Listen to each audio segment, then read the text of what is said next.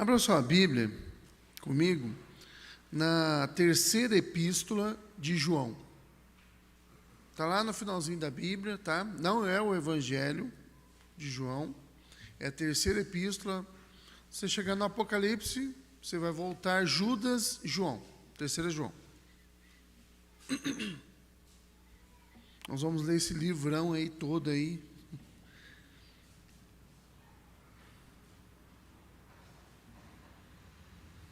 Terceira de João. Diz assim a palavra do Senhor. O presbítero ao amado Gaio, a quem eu amo na verdade. Amado, acima de tudo, faço votos por tua prosperidade e saúde, assim como é próspera a tua alma.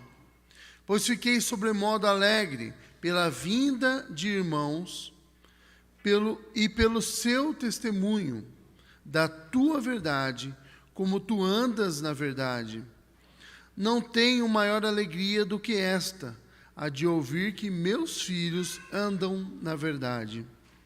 Amado, procedes fielmente naquilo que praticas para com os irmãos, e isto fazes mesmo quando são estrangeiros, os quais, perante a igreja, deram testemunho do teu amor. Bem farás encaminhando-os em sua jornada por modo digno de Deus, pois por causa do nome foi que saíram, nada recebendo dos gentios. Portanto, devemos acolher esses irmãos para nos tornarmos cooperadores da verdade. Escrevi alguma coisa à igreja, mas Diótrefes, que gosta de exercer a primazia entre eles, não nos dá acolhida. Por isso, se eu for aí, far-lhe-ei lembradas as obras que ele pratica, proferindo contra nós palavras maliciosas. E não satisfeito com estas coisas, nem ele mesmo acolhe os irmãos, como impede os que querem recebê-los e os expulsa da igreja. Amado, não imites o que é mal, senão o que é bom. Aquele que pratica o bem procede de Deus, e aquele que pratica o mal jamais viu a Deus. Quanto a Demétrio, todos lhe dão testemunho, até a própria verdade. E nós também damos testemunho, e sabes que o nosso testemunho é verdadeiro. Muitas coisas tinha que te escrever, todavia não quis fazê-lo com tinta e pena, pois em breve espero ver-te. Então conversaremos de viva voz. A paz seja contigo. Os amigos te saúdam. Saúda os amigos, nome por nome. Até aqui a palavra do Senhor. Amém. Irmãos, essa que é a terceira epístola de João, ela está num grupo dos últimos livros da Bíblia. Apocalipse, o livro de Apocalipse, o Evangelho de João, e as três epístolas estão lá por volta do ano, entre o ano 85 e 95 da era cristã. Ali é o final, os apóstolos já haviam morrido, João é o último deles, e ele está escrevendo, é como se fossem assim, as últimas instruções para as igrejas. Esta carta, especificamente, foi escrita para uma pessoa, ela foi escrita para o Gaio. Ele é o destinatário dessa carta. Essa epístola, né, essa carta de João, ela segue o modelo das epístolas do mundo grego, né, da época em que João viveu. Mais ou menos entre o ano 300 a.C. até o ano 300 depois de Cristo, nessa faixa de cerca de 600 anos, as cartas elas seguem um padrão, tá? Sempre a pessoa se apresenta, né, o remetente se apresenta. Aqui no caso é João, que se apresenta como sendo o presbítero, né, o ancião. E ele era um ancião, ou o último dos anciões ali, dos apóstolos, pelo menos. Haviam outros presbíteros, mas sabe quando você fala assim, olha, tem os professores e tem aquele que é o professor, tem aquele que é o ancião, esse é João. Ele já está com quase 90 anos, ou um pouco mais de 90 anos, ele está bem idoso, e aí ele escreve ao presbítero, ele escreve ao amado Gaio. A gente sabe também que é João por causa de algumas coisas que a gente encontra nas cartas de João. Uma coisa muito importante para João é o fato do testemunho. Eu já mencionei isso para vocês algumas vezes, e ele fala aqui de testemunha, né? Essa palavra testemunha para João é extremamente importante. Você vai encontrar isso no Evangelho, você vai encontrar isso no Apocalipse o tempo todo, tá?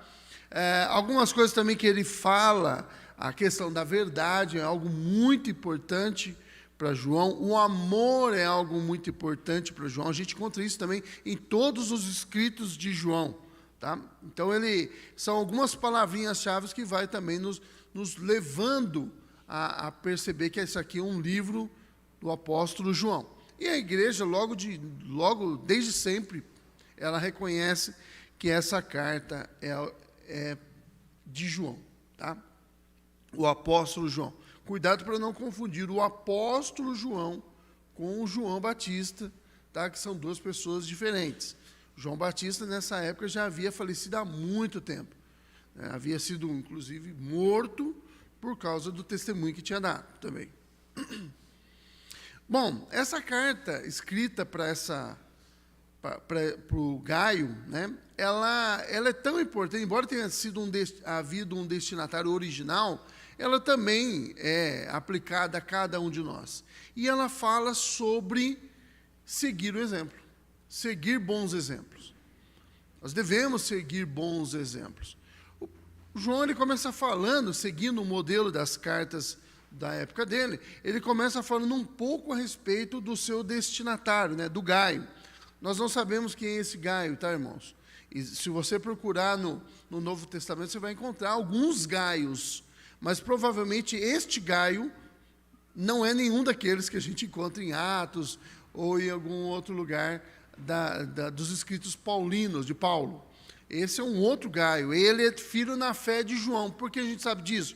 Porque João diz aqui no versículo 4, não tenho maior alegria do que esta, a de ouvir que os meus filhos andam na verdade. Olha que coisa maravilhosa. Imagine você sendo pastor e percebendo que mesmo estando distante de uma ovelha sua, você ouve falar que ela continua firme na fé, ela continua dando um bom testemunho, ela continua sendo uma referência de que as pessoas falam dela. E não fala porque ele forçou algo. Elas falam porque o Gaio, ele consegue fazer uma coisa que nós temos muita dificuldade de fazê-lo. E é só por graça mesmo que a gente consegue. Ele consegue equilibrar amor e verdade. A gente sempre tem a tendência de ou pesar a mão de um lado, ou ficar muito focado na verdade e tomar cuidado porque a gente pode se tornar legalistas. O pastor Mauro estava conversando um pouquinho comigo, uns spoilers aí da mensagem de hoje. Vai falar um pouco sobre isso. Tornarmos legalistas e falhos no amor. E às vezes, em nome do amor, não é amor de fato, né? Porque o amor é a verdade. O amor verdadeiro, ele se equilibra com a verdade. Mas, em nome do amor, nós sacrificamos a verdade. Mas o Gaio, ele conseguia equilibrar as duas coisas, e isso é graça, é muita graça. E aí João começa falando, olha, as pessoas falam muito bem de você, e eu fiquei muito feliz com isso. Você recebe pessoas, os pregadores itinerantes, e isso era muito importante no primeiro século, porque nós não, porque eu não tinha nascido, mas a igreja naquela época, primeiro século, ela não estava organizada como a nossa igreja está hoje. Nós temos 2000 anos de história do cristianismo, tá? As coisas eram muito difíceis, era muito caro, lembra das palavras de Jesus aos discípulos, olha, quando ele envia os discípulos, ainda, quando Jesus está vivo ainda, antes do Pentecoste, quando ele envia os discípulos a pregar de 2 em 2, olha, fica na casa de alguém, vocês vão ser, o que te derem para comer, você come, não leva mochila com vocês, alforje, não vai levar mochila, não vai levar comida, não, o que te derem, você come. Então, eles dependiam muito, esses pregadores itinerantes dependiam muito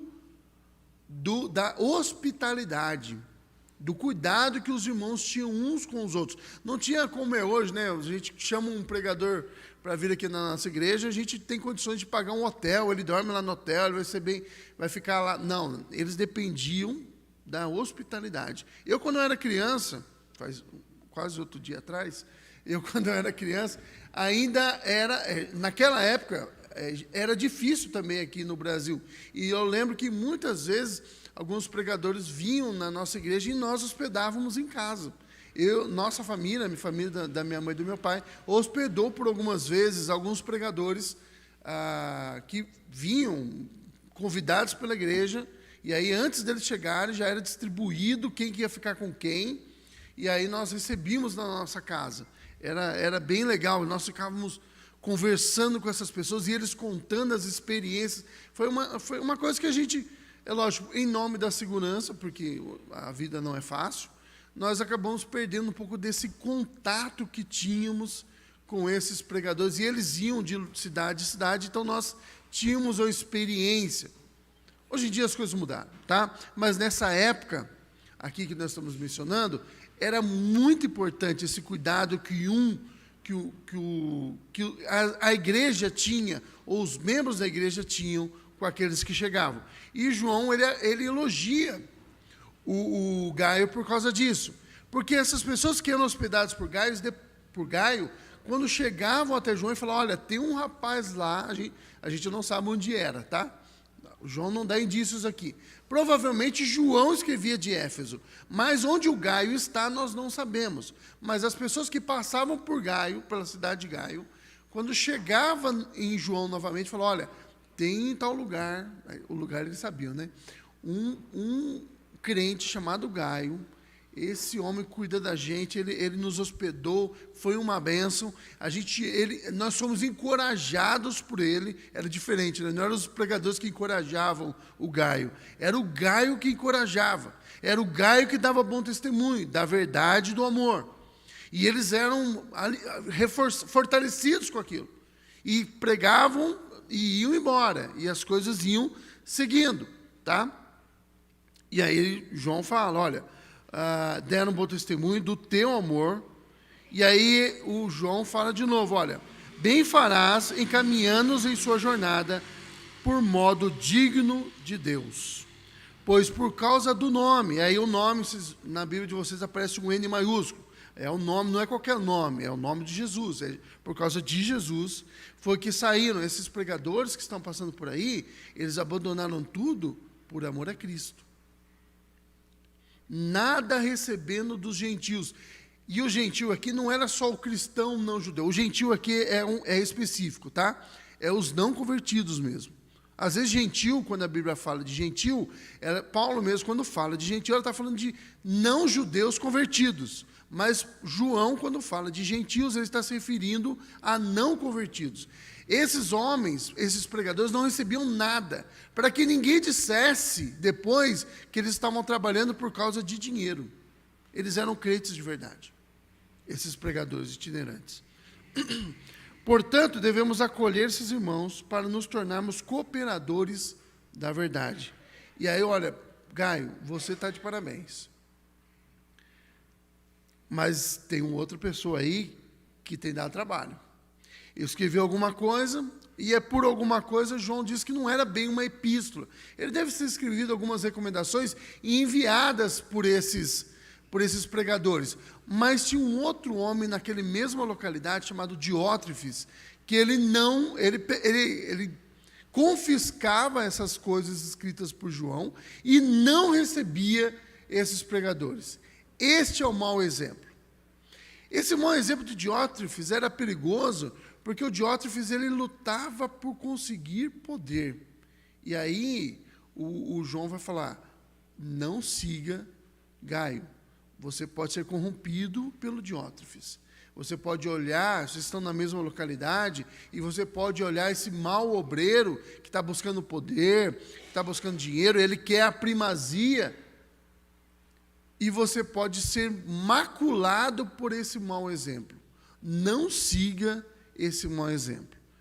Às vezes a gente olha alguns pregadores na televisão, né? Ou até a gente conhece alguns por aí, e a gente começa falando, o que será que está acontecendo com o Evangelho? Irmãos, o que está acontecendo com o Evangelho ou melhor, o Evangelho não aconteceu nada, né?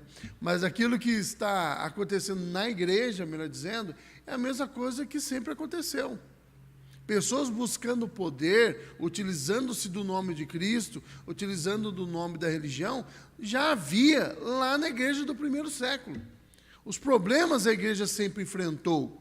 Jesus não virou as costas para a igreja. O joio, ele cresce junto com o trigo. E nós devemos estar sempre alertas com relação a essas pessoas. E João fala, olha, cuidado com esse tipo de pessoa. Mas fica tranquilo que eu vou aí, e na hora que eu chegar, eu vou ter uma conversa com esse Diótrefes e eu vou expô-lo. Eu vou mostrar na frente de todo mundo quem ele é. Ele está pensando o quê? Mais ou menos isso, tá? Ele está pensando o quê? É por minha conta. O João não falou bem assim, que o João era um homem educado. Então, o João ele falou, olha, quando eu for aí, eu vou expor isso que ele está fazendo. E aí, João fala, mas eu estou enviando um outro homem, aqui da minha parte, um servo de Deus, o nome dele é Demétrio. Siga o exemplo de Demétrio. Irmãos, nós, aplicando para o dia de hoje, né, para os nossos dias, nós temos também hoje em dia muitas pessoas por aí. Muitas pessoas dizendo-se servos de Cristo. Muitas pessoas dizendo-se pregadores da verdade. E estão cheios por aí. Existem muitas vozes no mundo e todas elas querem ser ouvidas. Mas o que demonstra quem realmente eles são é a forma que eles se comportam. E como é que a verdade, João fala disso, né? Versículo 12, todos lhe dão bom testemunho, até a própria verdade. Ou seja, o Demétrio andava segundo a palavra de Deus. E você não precisa forçar isso, irmãos, porque aqueles que são nascidos de Deus, o Espírito Santo vai trabalhando na vida deles de tal forma que o testemunho que eles dão colaboram com aquilo que eles pregam. Aquilo que eles pregam é o mais importante. Mas o testemunho, ele anda junto.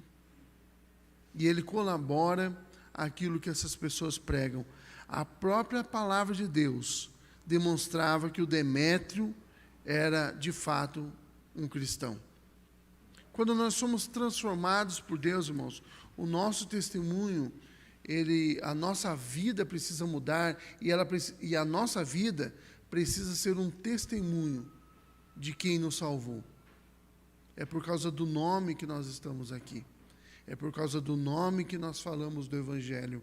É por causa do nome que nós acordamos cedo hoje e viemos até aqui. É por causa do nome que nós retornaremos à noite. É por causa do nome que nós... E eu estou falando, não é qualquer nome, você sabe de que eu estou falando. Eu estou fazendo referência àquilo que João disse. É por causa do nome de Cristo. É por causa daquele que nos salvou, é por causa daquele que nos tirou das trevas e nos trouxe para a sua maravilhosa luz. É pelo nome daquele que, por amor de nós, desceu da sua glória, despiu-se da sua glória, veio até aqui, morreu em nosso lugar, ressuscitou ao terceiro dia, está sentado à destra de Deus, e um dia olhando para nós, mortos em nossos delitos e pecados, veio até nós, nos tirou da tumba que nós estávamos, tumba de pecados, mortos espiritualmente, nos deu vida e nos fez seguidores dele, servos dele, discípulos dele. E nós podemos andar na luz como ele na luz está. Essa é a mensagem para Gaio. Gaio, você tem sido um servo fiel. Permaneça fiel, siga os bons exemplos, cuidado com os maus exemplos, cuidado com os falsos cristãos. O problema aqui não era heresia, o problema aqui era tentar se beneficiar da fé. Cuidado com os Demétrios da vida, com os Diótrefes da vida. Não, siga o exemplo do Demétrio. Cuidado com os Diótrefes da vida. E aí Paulo termina. Muitas coisas eu tinha para te escrever. É quase... Eu estava lendo uma vez o comentário de uma carta a respeito dessa carta, e ele fala assim, ó, ele diz com outras palavras, mas ele diz assim, ó, não é nem é uma epístola, é quase um bilhete para o Gaio. Esse bilhete escrito para Gaio, essa carta escrita para Gaio, é uma carta para cada um de nós. Que o amor e a verdade estejam equilibrados em nós. E isso, irmãos, não vem de nós. É dom de Deus, é graça. É difícil. Então nos aproximemos de Deus, busquemos graça dele, para que a verdade e o amor sejam equilibrados em nossa vida, para a glória de Deus Pai. Amém.